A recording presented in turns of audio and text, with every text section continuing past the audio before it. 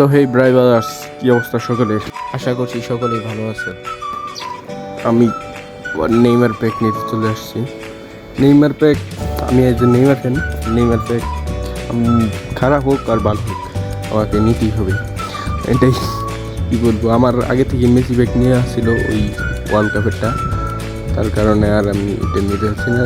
Neymar প্যাকটাই নিবো আর কি, ভাবতেছি যেটা 1800 কয়েন খুব কষ্ট করে জড়ো করছি আর কি।